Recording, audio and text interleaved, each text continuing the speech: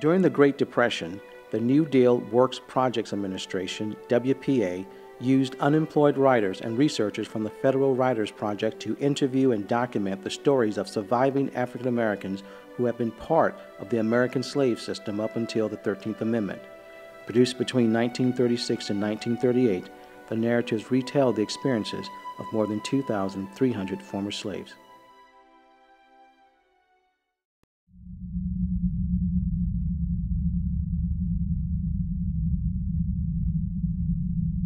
We asked the question, I asked the question, what happens to an entire group of people who come up through this? And I would just say many aspects of it continues. Yeah. I Especially totally when you don't deal with it. Yeah. And that's an aspect that, at the time, it's like, I'm trying to think of a good analogy. I don't know, maybe, prisoners of war. When they come out of that experience, it's kind of, accepted that, okay, they're going to need some help. Post-traumatic stress.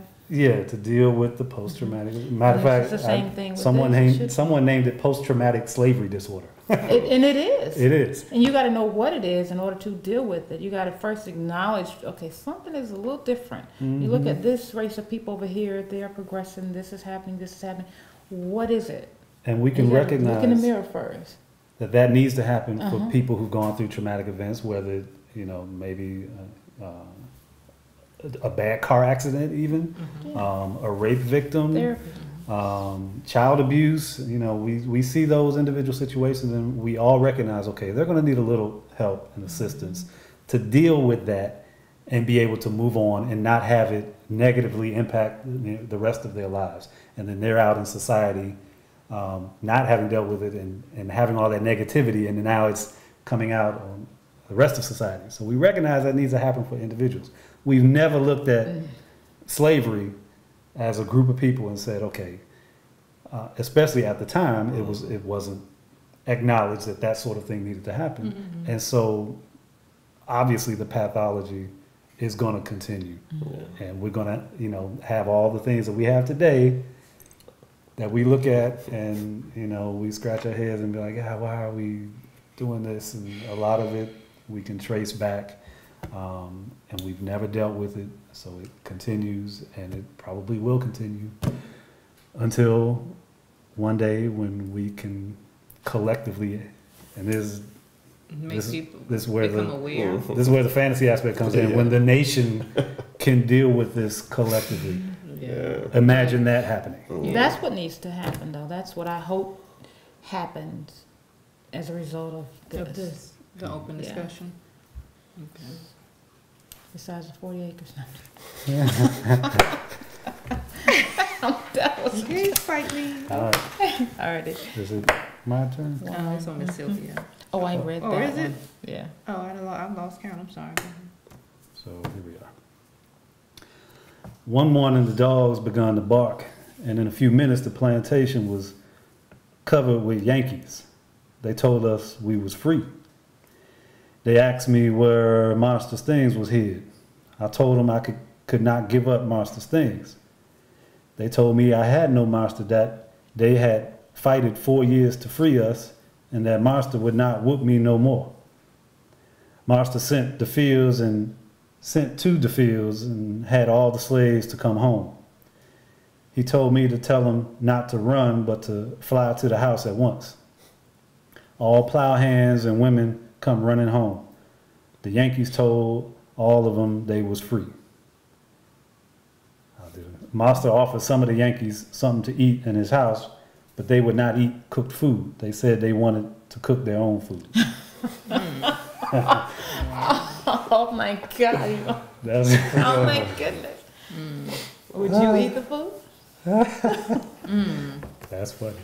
Okay, so the master, I'm saying the name like I'm master, offered the Yankees something to eat, and the master called them up from the fields.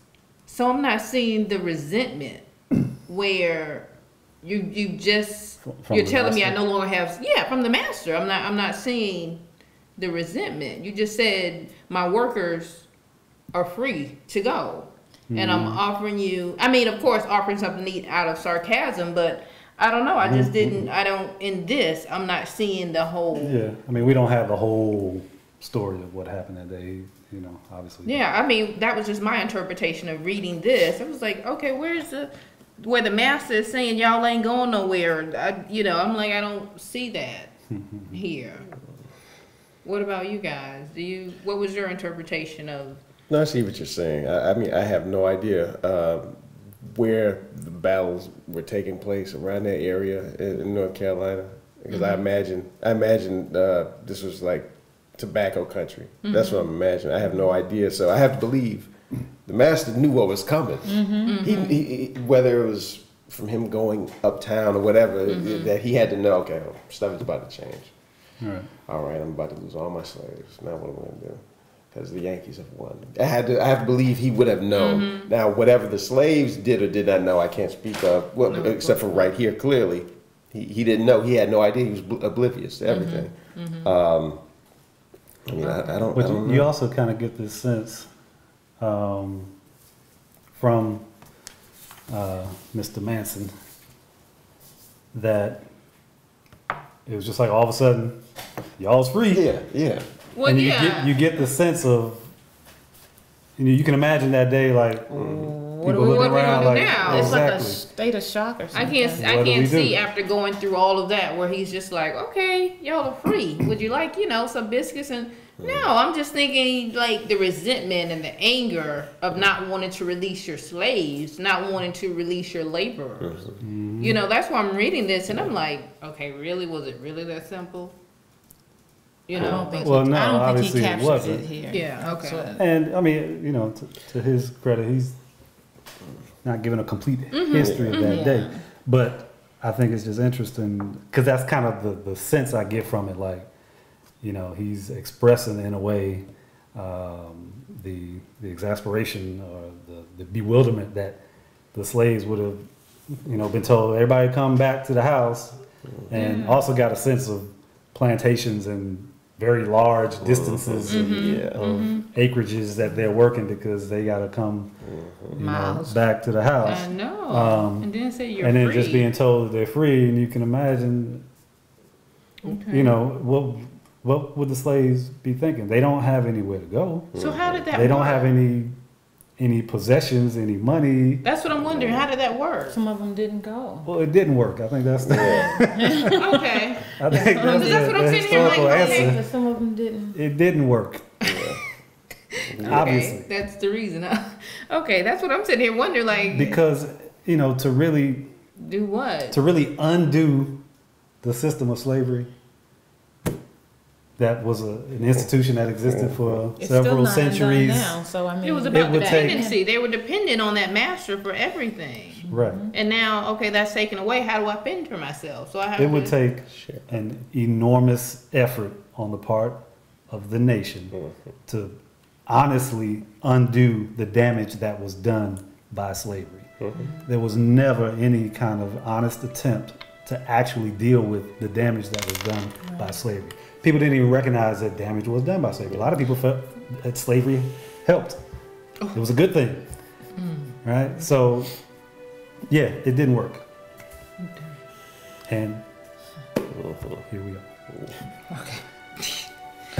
Okay. it wasn't food.